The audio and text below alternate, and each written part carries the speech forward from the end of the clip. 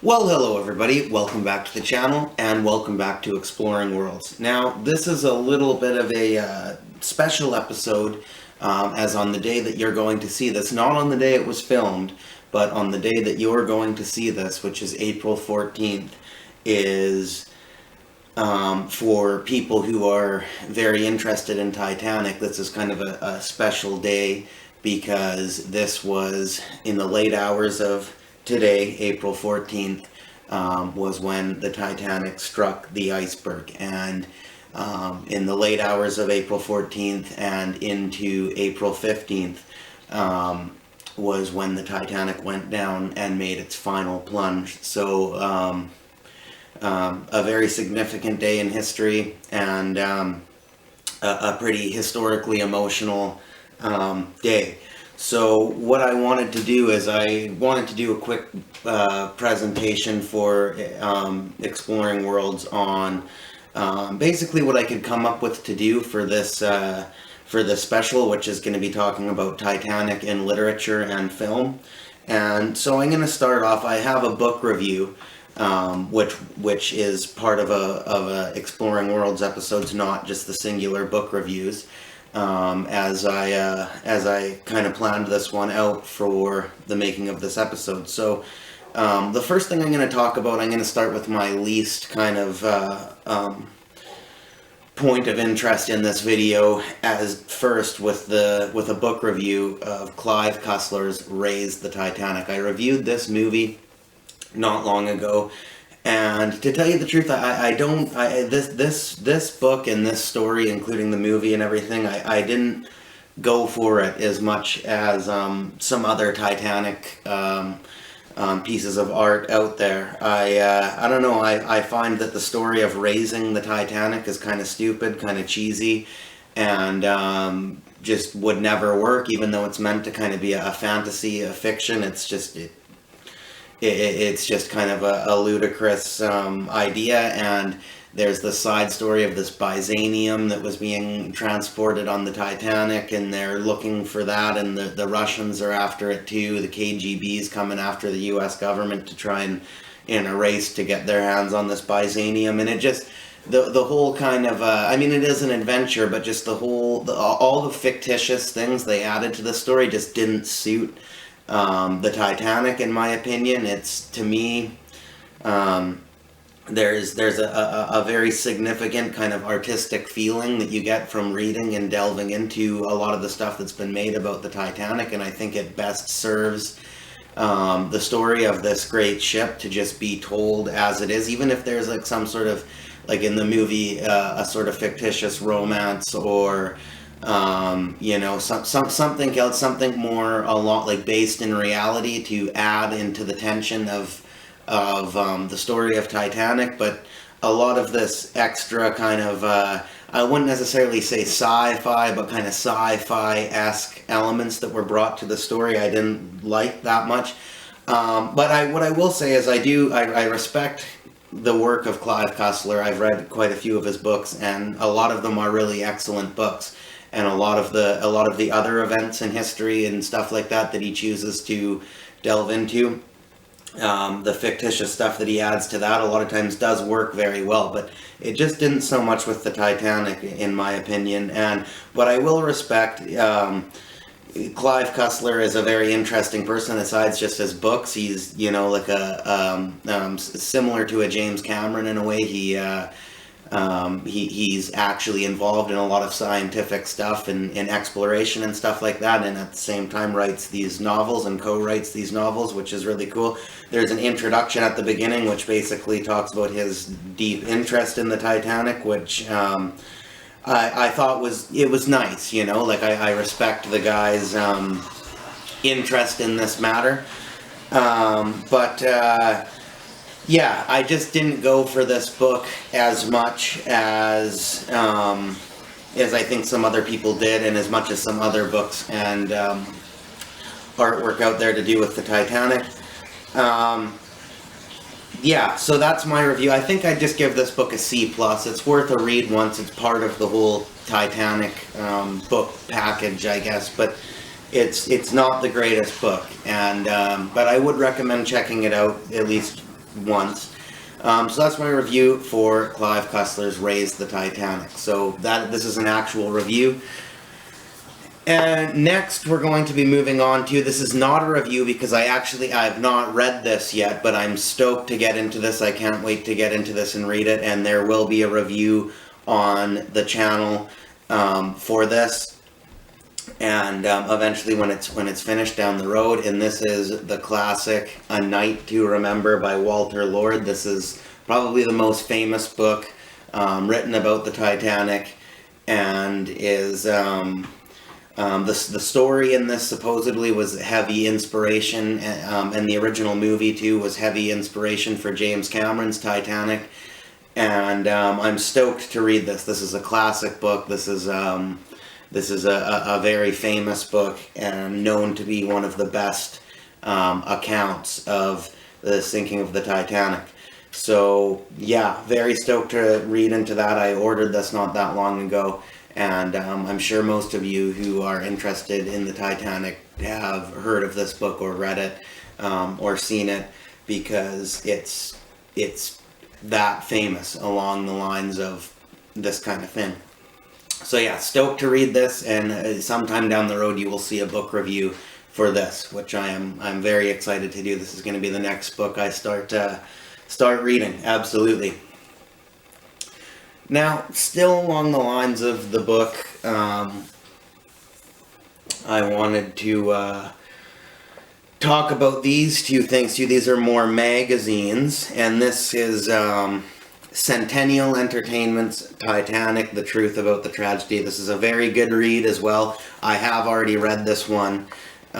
This one is, it's pretty short. It's got like 97 pages or something like that in it, but it's very informative. It covers all kinds of things to do with the Titanic. It's got excellent photographs.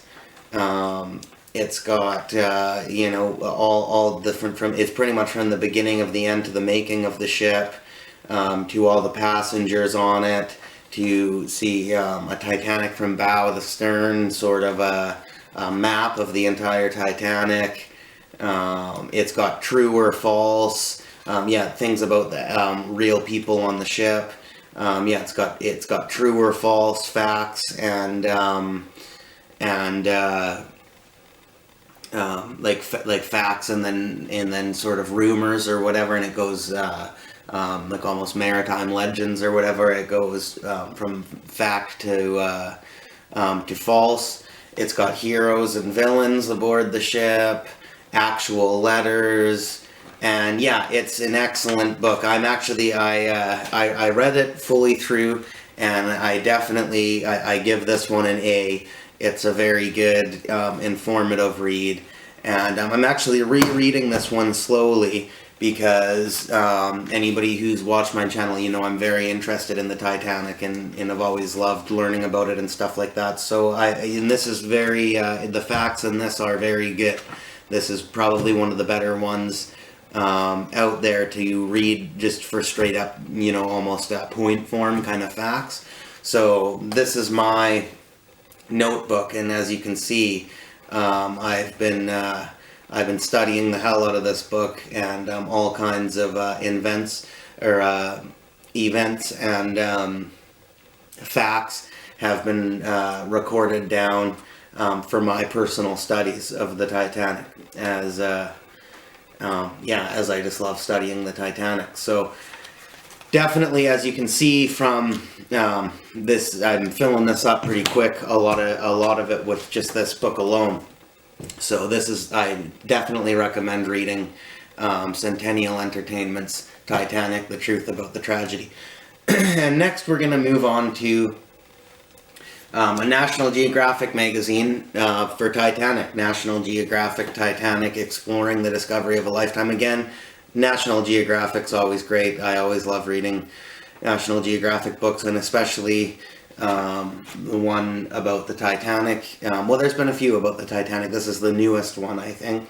And it's very informative too, and it's got it delves into a lot of the underwater submersibles and that, and Robert Ballard and James Cameron, and the sort of the leaders in Titanic exploration. It goes a lot into the science of like their submersibles and their operations to do that, and a lot of the history too. And yeah, see, it's got a lot of stuff like this, like the actual people out there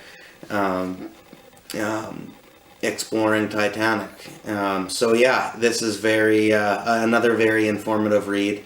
It goes on a lot about the Titanic exhibits around the world, which would be awesome to see. And it's got some good pictures and some things about the about those exhibits, which is very interesting. One thing I like too is it's got the an entire graph of the sinking of the Titanic, all the latest science on how they figured that the Titanic went down to the depths. And as you can see, you've got your pictures and you've got these little point form kind of fact stages of the Titanic sinking. So yes, again, this is definitely a good read. Okay, so let's move on to the films. I don't have tons of the other Titanic movies. I've seen them. A lot of times I watch them on online. I'll rent them online. I don't have in physical copy a lot of the other Titanic movies out there, aside for the James Cameron's film, which is one of my favorite movies and definitely, I'd say, the best depiction of Titanic on film. But I have a few things to talk about with that too. This is the old VHS of Titanic. So this is before DVD. This is old. This is back when the movie first came out, the original VHS of the film. And you've got cassette 1 and cassette 2. This is back when you had to switch the two discs over. And even though I don't watch this often because I do have an old cassette player, but you know it's pretty old and sometimes it works, sometimes it doesn't. It works better sometimes than others. And but yeah, it's definitely I like having it in my collection is basically what that's all about. And it's cool. I remember this is when I was a young kid watching Titanic. This is what it was on. So that's good. I enjoy having that. And then I have, which I did present this on the channel once before. I think it was for the Exploring World's Wintertime on the Sunshine Coast. Exploring a lot of the things that happened over wintertime. This was one thing that I acquired over wintertime on the Sunshine Coast. It was a Christmas gift, and this is awesome. Actually, this is a Titanic Blu-ray. Well, it's Blu-ray and DVD, and basically, yeah, you've got the feature film in Blu-ray. You've got disc came out. That's not very good. Gently put that back in. Alright, there we go, we're set. Anyway, so you've got the feature film on, or that's the special features disc, then you've got the feature film of Titanic, as well as you've got the DVD too. The DVD is actually on 2 discs. You still have to flip it from one disc to the other on the DVD, but the Blu-ray is all one movie. And one thing is the special features disc. It's probably one of the best special features discs on any movie I have, on any box set or anything like that. It's got awesome, extensive documentaries, including one of my favorite Titanic documentaries, The Final Word with James Cameron, as well as Titanic 20 years later. 2 excellent documentaries, as well as a slew of behind the scenes and just pretty much everything that went into this film, which is truly amazing, and in tons of actual stuff to do with when James Cameron actually went down to the Titanic a whole bunch of times, and it's an excellent special features disc. I'd say that it's probably one of the best special features discs for, you know, in my opinion, for any movie in general. I'd say this, say you were somebody that wasn't really that interested in the Titanic and didn't really like the movie that much, I'd still recommend paying for this Blu-ray, even just on the special features disc alone, because if that special features disc can't get you completely enthralled with Titanic, then I guess you just were never meant to be interested in it, I guess. But if you even have the slightest interest, it's worth buying, even just for that special features disc, because it's truly a great disc. And also, it's digitally remastered in high definition, so it looks great. They did a great job with that. Some movies that are a little older and they remaster them, it doesn't look that great. It almost looks better in the original form, but this, they did a great job remastering this. Definitely looks excellent. So yeah, that is that. And then I just have one final thing. I found this at the thrift store, actually, for the price tag is still on at $1. This is, the front cover is not the paper that at the front is not there, but this is the soundtrack of Titanic from James Horner, which is probably one of my favorite composers. He's done a lot of really nice soundtracks and scores for films, and the Titanic definitely has an amazing score. So I picked that up, and yeah, so the picture's gone at the front, but you got the disc, and at the back you got a pretty awesome looking picture of the Titanic. So yeah, that is a lot of my physical copy collection of the Titanic in literature and film. I hope you enjoyed this video, and as I said, just I know all you Titanic enthusiasts are going to be thinking about the Titanic on this day. But if you're new to this, or you're a subscriber on the channel or something that wasn't necessarily here on the channel for Titanic stuff, for a lot of my other stuff, I'd recommend just taking some time to think about the Titanic today, and to maybe if you have any sort of books, or go online, just read a little bit, read a bit of a magazine, read some National Geographic, just read, at least start reading something to do with the book, watch a documentary, watch the movie, watch one of the movies out there. And yeah, it definitely, for us Titanic enthusiasts, it's a special day, and a historically emotional day. So yes, I hope you enjoyed this video. Thank you very much for watching. Please come back for more.